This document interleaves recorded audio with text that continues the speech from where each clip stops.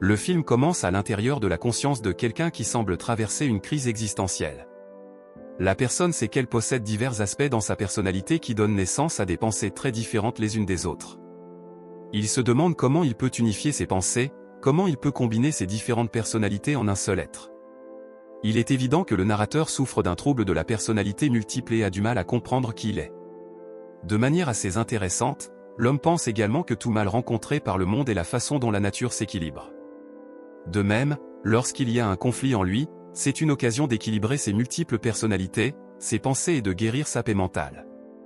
L'homme pense alors que l'amour est le moyen d'atteindre cette guérison. Mais il admet aussi qu'il fuit l'amour pour se tourner vers le pouvoir, car cela lui permet de contrôler son environnement. La scène change alors et nous voyons la personne dont nous partagions la conscience il y a quelques secondes. Alex est un jeune homme séduisant élevé par une mère célibataire, Sandra. Il n'a aucune idée de qui est son père ou où il se trouve, et Sandra n'est pas non plus très présente dans sa vie. Ils sont extrêmement riches et elle est surtout dehors, à faire la fête avec ses amis et à lutter contre ses propres démons. Actuellement, Alex est dans une grande difficulté lorsqu'il appelle sa mère en urgence. Elle lui dit immédiatement que ce n'est pas le moment de l'appeler et des bruits forts de fête se font entendre en arrière-plan. Alex, cependant, a une panique dans la voix et dit à sa mère qu'il a besoin d'aide. Lorsque Sandra lui demande ce qui s'est passé, il répond de manière vague, en disant qu'un ami est venu et que quelque chose est arrivé. Sandra pense qu'ils ont peut-être cassé quelque chose, mais son fils commence à sangloter et lui demande de venir immédiatement à la maison. La caméra s'éloigne alors et nous voyons des draps imbibés de sang. Alex a tué sa petite amie et semble confus, comme s'il n'avait aucune idée de ce qui s'est passé. Après un moment, Sandra revient à la maison et prend le contrôle de la situation. Elle étouffe toute nouvelle sur l'incident et décide de prendre une mesure radicale. Elle attrape Alex et le met dans sa limousine sans lui dire où ils vont. Sandra semble extrêmement calme malgré le fait que son fils ait récemment tué quelqu'un. Pendant qu'ils sont en route, Alex lui demande s'il est une mauvaise personne. Elle répond que non, mais le jeune homme enchaîne immédiatement avec une autre question. Il demande pourquoi toutes ces mauvaises choses lui arrivent. Cela semble rappeler quelque chose à Sandra, car elle paraît profondément troublée. Mais elle lui promet de tout lui expliquer lorsqu'il sera plus vieux. Bientôt, le duo arrive à destination, qui s'avère être une clinique. Sandra part immédiatement après avoir déposé son fils à l'entrée, et le pauvre Alex doit continuer seul. La clinique semble plus un centre de retraite qu'une institution corrective. C'est un établissement de haute technologie avec des portes équipées de scanners rétiniens, des fenêtres en verre du sol au plafond, et une salle de détente moderne et propre. Plusieurs personnes extrêmement attirantes sont allongées paresseusement dans le salon. Certains des plus athlétiques prennent un bain dans la piscine de l'établissement. Il est alors révélé que cet endroit est une clinique moderne où les personnes ayant des tendances violentes sont traitées par génie génétique. Bientôt, Alex est guidé vers ses quartiers, une chambre extrêmement moderne, minimaliste mais luxueuse.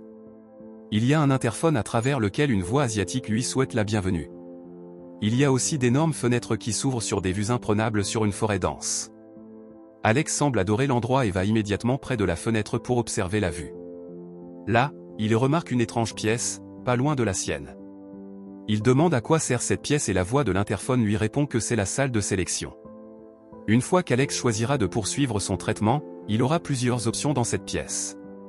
Cette nuit-là, Alex s'endort paisiblement dans sa nouvelle chambre, mais fait un rêve très vif et étrange. Il voit que tous les autres présents dans la clinique sont des sortes d'êtres humains artificiels. Ils sont tous beaux, parfaits même, mais quelque chose dans leur regard donne l'impression qu'ils sont des répliques de la réalité. Le matin suivant, Alex se réveille de ce rêve étrange et poursuit sa journée. Il suit sa routine quotidienne, comme se laver la peau et se brosser les dents. Mais il ignore que celui qui se trouve derrière l'interphone semble suivre chacun de ses mouvements. Quoi qu'il en soit, Alex quitte sa chambre et suit un entraînement rigoureux. Il doit faire des pompes, du yoga, de la natation et soulever des poids, des choses pour lesquelles il n'est clairement pas très doué. Plus tard, alors qu'Alex lave ses vêtements de sport dans la salle de bain, il a une étrange vision. Un homme couvert de cendres se baigne dans une petite baignoire avec une femme nue. La vision semble sensuelle, mais quelque chose de sinistre se cache dans les yeux de l'homme couvert de cendres. Alex revient soudainement à la réalité et trouve que son rythme cardiaque augmente. Cela est immédiatement détecté par la personne derrière l'interphone. La voix asiatique lui demande ce qui se passe et l'incite à parler de sa situation. Cependant, le jeune homme ment malgré les visions du corps sans vie de sa petite amie. Il sort ensuite de la chambre, visiblement paniqué, jusqu'à ce qu'il rencontre une belle fille dans le hall. La fille, clairement nouvelle dans l'établissement, semble perdue. Elle demande à Alex de la guider et lui remet les clés de sa chambre. Cependant, Alex est stupéfait par le fait qu'elle ressemble à sa petite amie. Il lui demande sans réfléchir quel est son nom et elle répond que c'est Sarah. Alex la guide ensuite à travers l'établissement et l'amène à sa chambre. Au fil des semaines, les deux deviennent extrêmement proches et passent beaucoup de temps ensemble.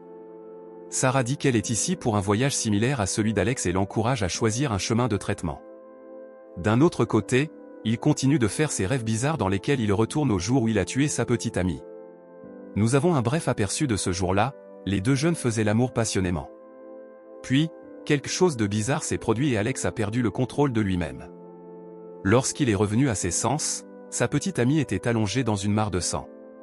Il se confie à la voix de l'interphone, lui disant qu'il n'avait aucun contrôle sur son corps et ses pensées. Mais Alex ne trouve pas cela alarmant et aime en fait cette sensation. Après avoir entendu cela, la voix lui demande de commencer immédiatement son traitement. Elle fait allusion à sa rencontre avec Sarah et souligne qu'il pourrait aussi être un danger pour elle. De plus, la voix ajoute que le traitement comprendra des implants bioniques transgéniques in vivo qui le débarrasseront de sa personnalité innée. Cela suffit à déclencher Alex à passer à l'action immédiatement. Il se dirige directement vers la salle de sélection et trouve plusieurs boutons lumineux. Il appuie sur l'un d'eux, lançant ainsi son traitement. Un faisceau lumineux jaillit ensuite de l'établissement vers l'espace. Le lendemain, Alex reçoit un kit qu'il doit administrer tout seul. Le kit est simple, il contient uniquement un scalpel tranchant et un implant en silicone. La voix le guide tout au long du processus et Alex commence enfin son traitement. Il trace un petit carré sous son œil gauche, puis prend le scalpel tranchant. D'une manière assez douloureuse, il découpe le bloc de chair sous son œil. Une fois cela fait, il place le silicone dans le trou qu'il vient de créer. La voix l'acclame, disant qu'il est un pas plus près d'atteindre la perfection. Au cours des jours suivants, le traitement semble bien fonctionner car Alex ne reçoit plus de vision. Il se sent calme et en contrôle de ses émotions. Cependant, le jeune homme reçoit bientôt une mauvaise nouvelle lorsqu'il trouve Sarah seule dans le jardin dehors. Elle lui dit qu'ils doivent continuer leur transition séparément. Sarah se sent bien plus avancée que lui dans ce chemin vers l'amélioration, comparé à Alex qui semble avoir pris du retard. Plus tard dans la journée, Alex reçoit un appel vidéo de sa mère. Elle lui demande s'il va bien et le jeune homme répond qu'il fait de son mieux pour aller bien. De leur conversation, il est également révélé que Sandra avait déjà visité cette clinique. Elle ne précise pas pourquoi ni quand elle y est allée, mais elle admet qu'elle avait aussi eu besoin d'aide un jour. Alors qu'elle commence à pleurer, Alex remarque une étrange bosse sur son avant-bras gauche. Cela gratte et semble presque comme si une créature étrange grandissait en lui. Soudain, il a encore une vision, et elle est plus claire que toutes celles qu'il a eues jusqu'à présent. Il se voit, couvert de cendres, perdu dans une transe animale. Il semble avoir enlevé sa petite amie qui est attachée à un arbre devant lui. Dans un tournant choquant des événements, il met le feu à l'arbre, brûlant sa petite amie vivante. Il est maintenant évident qu'Alex possède un côté de sa personnalité extrêmement violent et prédateur. C'est pour cela qu'il a été envoyé ici, pour en faire un être humain normal. Malgré les premiers stades du traitement se déroulant bien, le pauvre jeune homme se retrouve entraîné à nouveau dans ses anciennes habitudes. Une combinaison de l'abandon de Sarah et de ses visions violentes fait reculer tout le progrès qu'il avait fait. Cela le pousse à prendre davantage d'implants bioniques en silicone. Sa deuxième étape de transition comprend un implant pour la région de son front. Ainsi, il découpe un grand rectangle sur la chair de son front et insère le segment de silicone. Chaque implant semble atténuer son côté violent, mais seulement pendant quelques jours. Les visions reviennent et deviennent de plus en plus brutales à chaque étape. Alex se voit sur un trône, assis dans une pièce éclairée d'une lumière rouge. La soif de nuire aux autres ne semble pas le quitter du tout. Au fil des semaines, Alex reçoit plusieurs implants sur tout le visage. Il finit par ressembler à un cyborg, avec de profondes cicatrices autour de son œil droit et de son front. Un après-midi, Alex, maintenant complètement méconnaissable par rapport à son ancien soi, mange une pomme dans sa chambre. La caméra se déplace de l'autre côté de l'interphone et nous voyons la personne derrière la voix. C'est une femme asiatique nommée Ozana qui semble avoir un lien passé avec Alex. Peu de temps après, elle est rejointe par le fondateur de la clinique, le docteur Hamilton Price. Les deux observent Alex dévorer la pomme de manière dégoûtante et primale. Cela ressemble presque à de la chair plutôt qu'à une pomme. Plus tard dans la nuit, Alex a une nouvelle crise de vision. Cette fois, Elles sont plus détaillées et violentes, comme si les événements s'étaient réellement produits. Il se voit assis sur un trône au milieu d'une forêt dense. Devant lui, un groupe d'hommes semble le vénérer comme une sorte de dieu. Un instant plus tard, une belle femme mince s'approche d'Alex, tenant un étrange cristal dans ses mains. Elle grimpe l'échelle et se prosterne devant son trône. Elle lui tend ensuite le cristal, et Alex l'avale d'un seul coup. Cela le transforme en un énorme monstre. Dans un retournement choquant, la femme lève alors les yeux et on voit qu'il s'agit d'Hosanna. Elle regarde avec horreur Alex, le monstre, qui saisit son cou et la soulève. Il la tue d'un seul coup de bras. De retour dans le monde réel, Alex tombe au sol.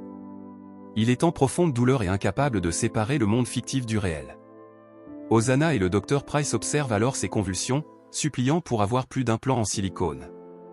Il est maintenant évident qu'Alex est devenu dépendant du soulagement temporaire que les implants lui procurent. Hosanna s'inquiète pour lui et pense que le traitement doit s'arrêter ici.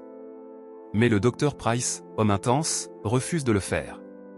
Il pense qu'ils doivent pousser Alex jusqu'aux limites de sa santé mentale. Le Dr Price entre alors dans la chambre d'Alex et se présente. Quelques secondes plus tard, il révèle une vérité choquante au jeune homme. Il lui révèle que la mère d'Alex a été l'une de ses premières patientes dans cette clinique. Il l'a aidée, et dans le processus, les deux sont tombés amoureux. Alex est le fruit de leur amour et le Dr Price est son père biologique. Le jeune homme est sans voix devant cette révélation et oublie sa douleur pendant un moment. Ensuite, le Dr Price l'encourage à subir la dernière étape du traitement qui élèvera Alex au rang d'être parfait. Le jeune homme accepte et s'allonge bientôt sur le sol. Ensuite, le Dr Price fait une incision carrée juste au-dessus du cœur d'Alex. Il retire un gros morceau de chair et insère un implant en silicone transparent et lumineux dans la plaie. C'est la dernière et la plus avancée des améliorations microbioniques disponibles. Quelques secondes plus tard, Alex sombre dans une autre vision où il se voit en train de manger un bébé. Il est couvert de cendres de la tête aux pieds et semble savourer cet acte brutal. La scène change brusquement quelques instants plus tard, et on voit le Dr Price tenant sa création, l'être parfait. Alex, désormais une masse de chair flétrie ressemblant à un bébé muté, est allongé dans ses bras. Cependant, dans un univers alternatif, un Alex en pleine forme court sur une plage. Il semble heureux et libre de toutes les pensées violentes qui l'assaillaient autrefois.